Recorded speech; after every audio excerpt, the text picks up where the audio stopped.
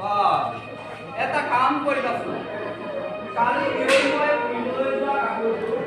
এই বাহিৰৰ তাৰতে লোৱা তুমি গা ধুবলৈ যাওঁতে ধুই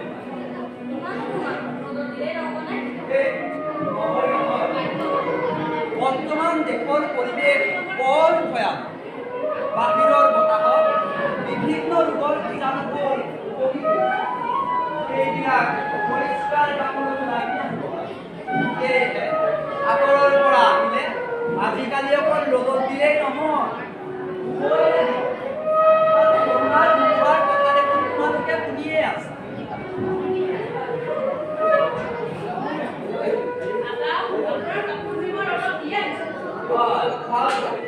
মই নামঘৰলৈ গোবিন্দ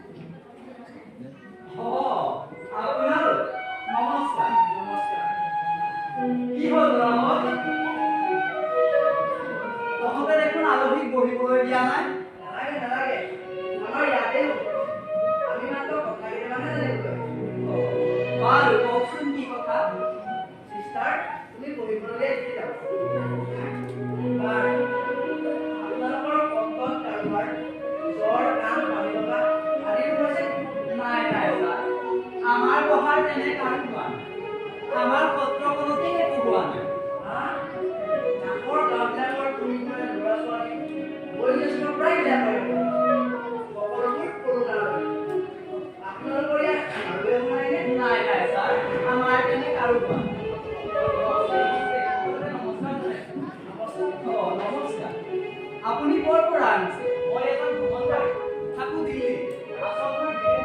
মই বহুবাৰ অসমলৈ বহুদিন অসমত থাকি অসমীয়া ভাষা বহুবাৰ কৰি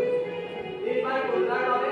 ঘৰলৈ যাব নোৱাৰি অসমৰ সত্ৰ মঠ মন্দিৰ ভ্ৰমণ কৰি আপোনালোকৰ ইয়াত সুবিধা হৈছে সেয়ে এওঁলোকেও তাৰেই খবৰ ল'বলৈ ল'ৰাহঁত তোমালোক ভিতৰলৈ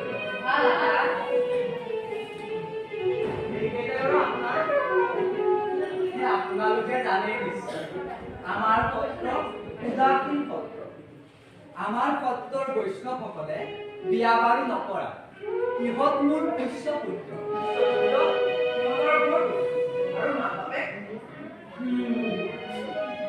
সেইবিলাক বহু কাহিনী কৃষ্ণ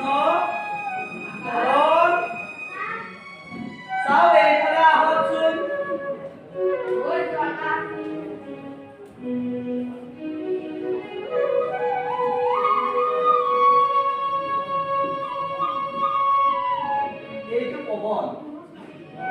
আৰু ই কৃষ্ণ যা তহঁত ভিতৰলৈ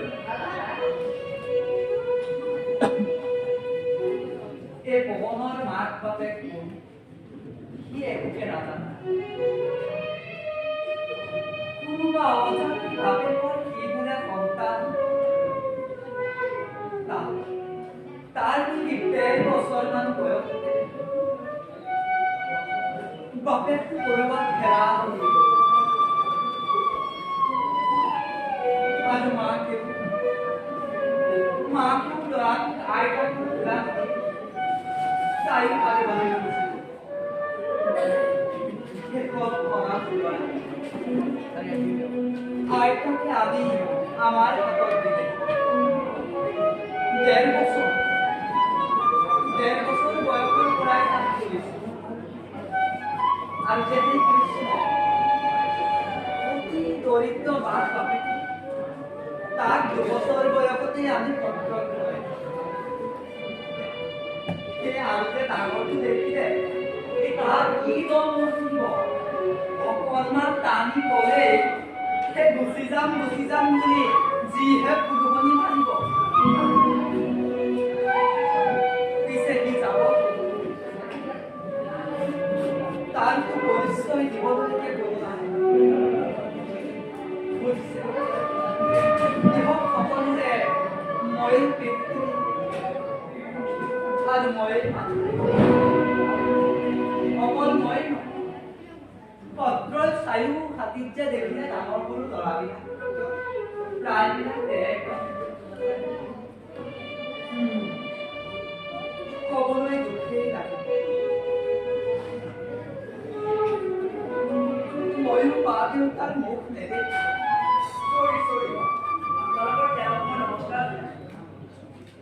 এয়া সকলো গুৰুজনাৰ কৃপা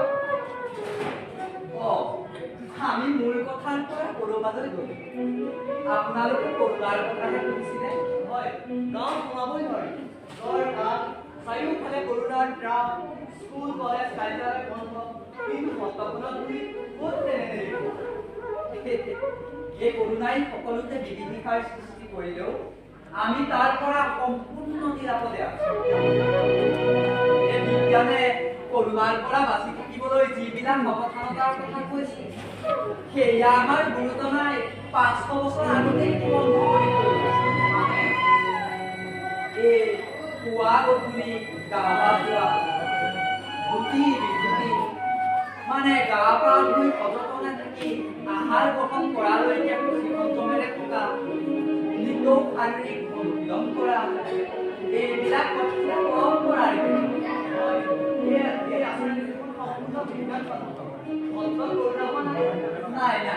নাই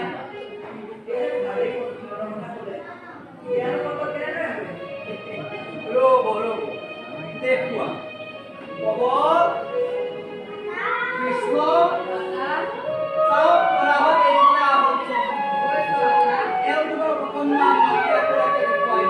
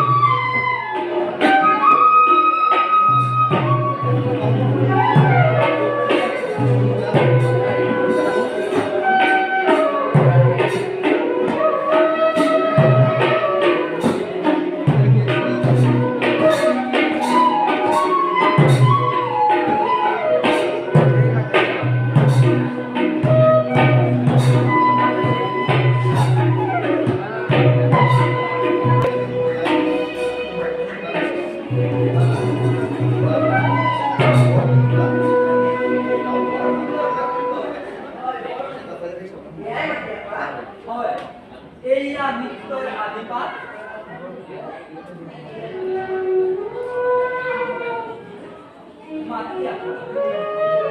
আচলতে ৰামদেৱৰ প্ৰাণায়াম যে